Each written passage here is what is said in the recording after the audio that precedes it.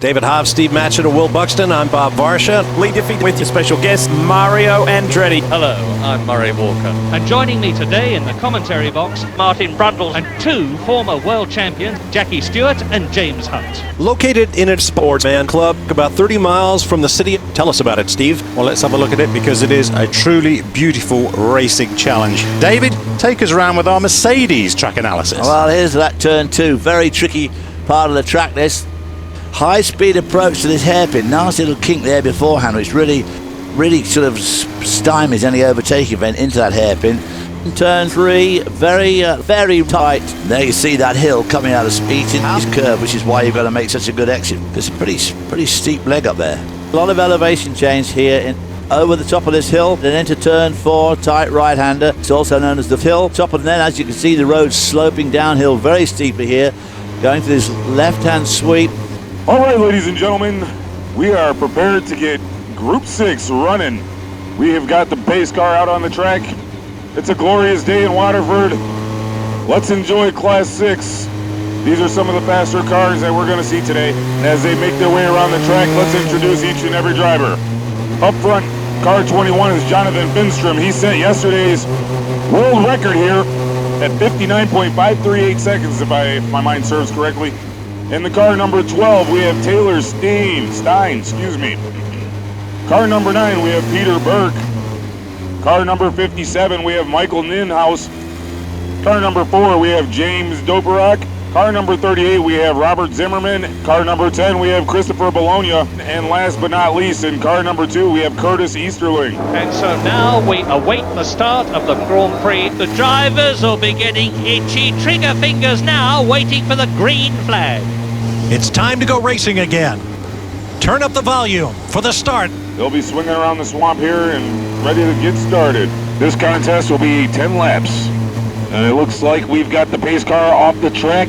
When the green flag goes out, the race will be underway. Come on, out, go!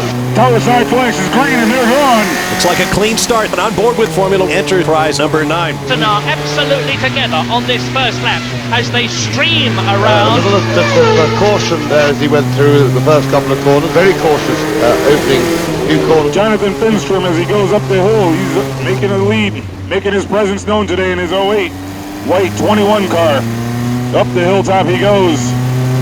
Picks up some speed as he comes down the back stretch. Heading into the Big Bend. He's hauling. And that's incredible. So whenever you're behind any one of the top competitors, it's almost impossible to pass.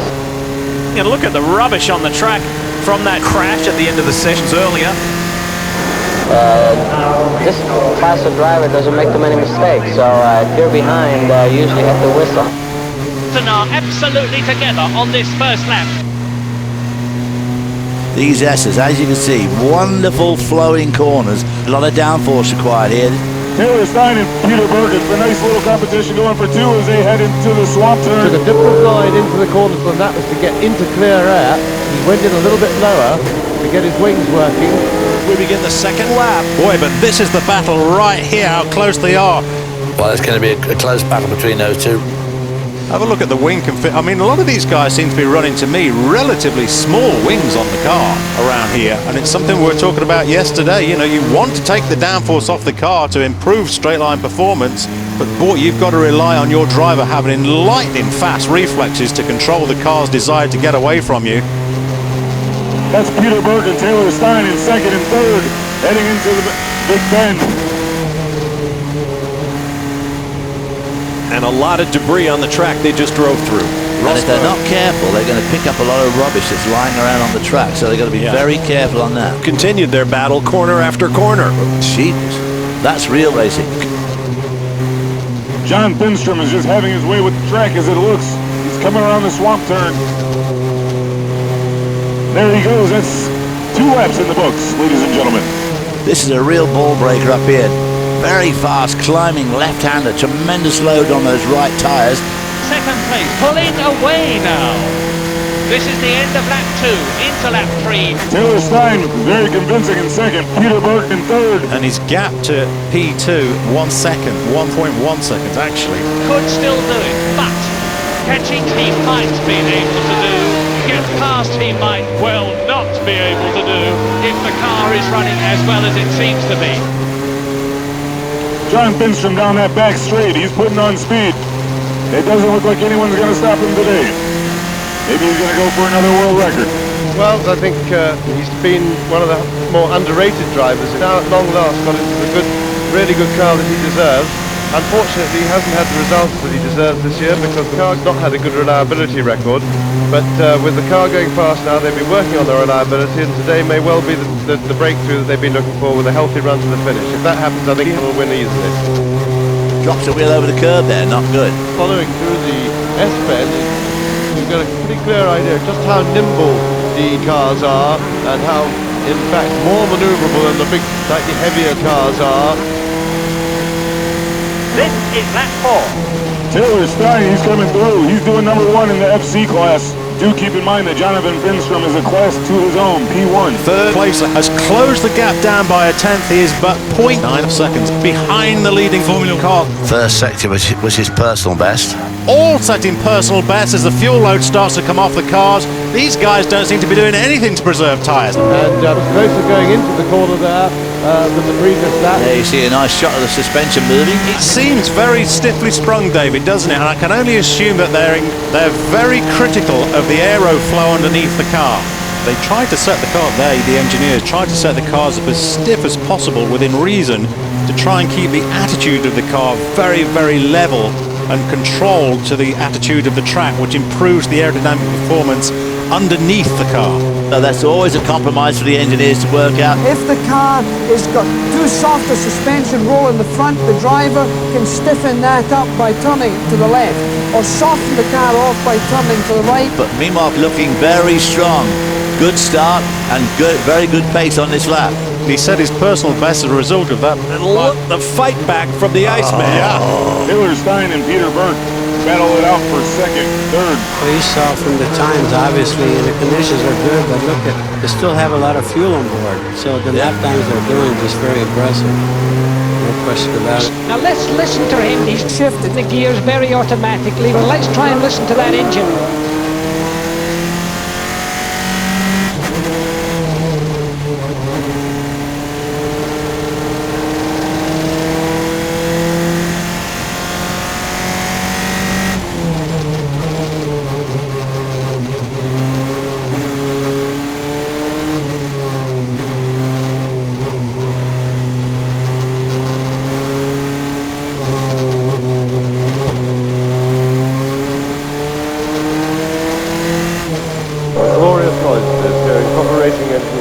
We've been talking a lot about engineering. For you young drivers out there, you have a great opportunity to learn some engineering concepts from veteran engineer. On lap 6 now. Veteran engineer Brandon Fry, who is the guest tutor on the website published by the Road Racing Drivers Club.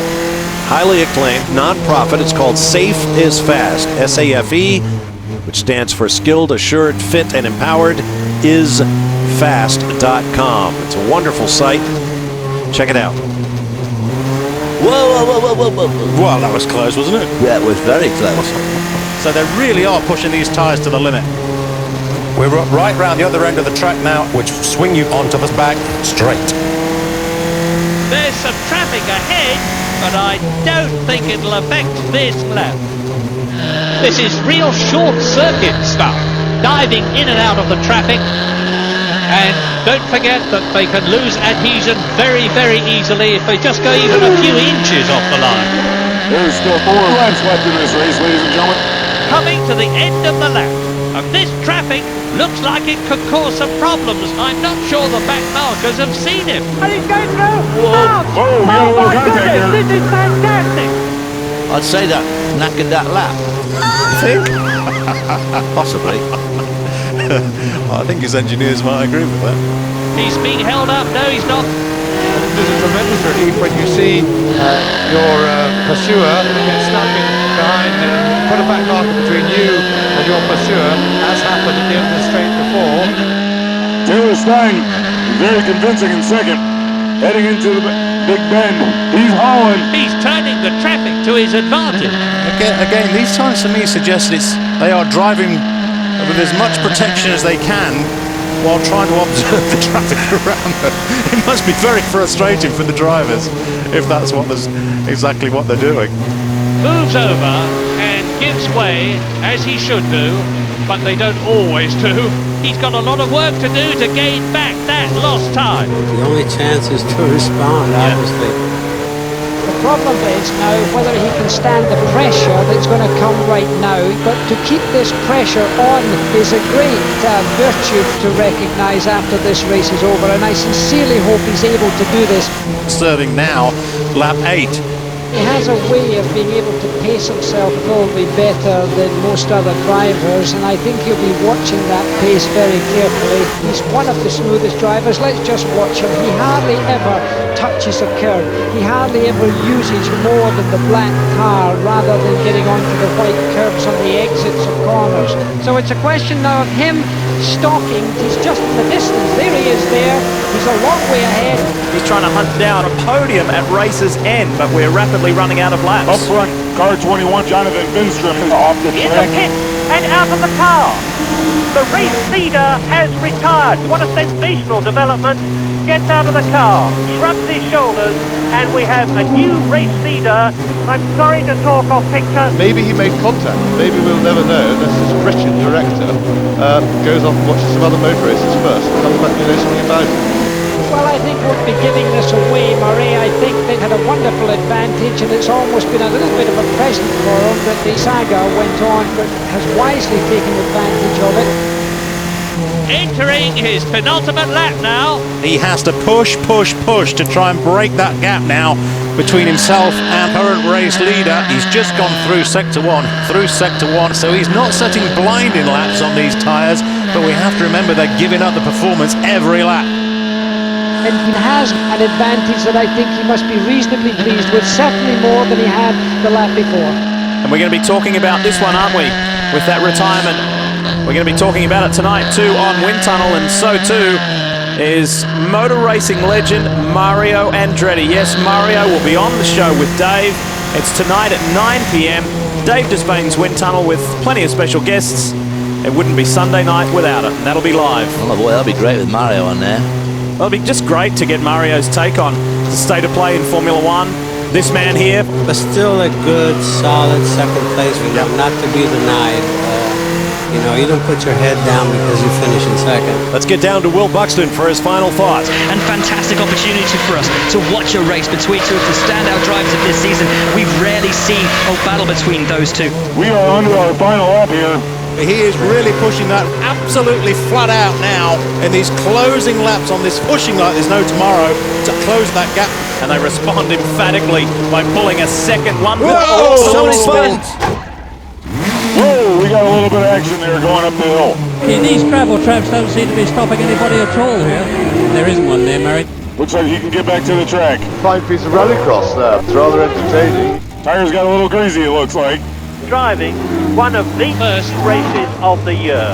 After being off and having his wing damaged and lost it over enthusiastic, he doesn't seem to have damaged the car from the way he and we are restarting. As we go on board with race leader, let's take a ride. And there is the checkered flag. What a marvellous race. So a cool, calm, collected and very well deserved Grand Prix win. Behind him in second place. We're right round the other end of the track now at the final couple of corners. Left, right. Short straightaway into long double apex spoon curve that caused so many drivers problems in practice. And here we go, just coming round. 2 more corners to go. Which swing you back onto the start finish straight. Next to cross the line, sees the checkered flag. Good job team, good job driver. There it is, working together and found the pace in the car. Well done. Congratulations to our top finishers. What a race. Let's revisit the results. Here are the Acura results. Let's go to that scoreboard, David. Well, there you see the results.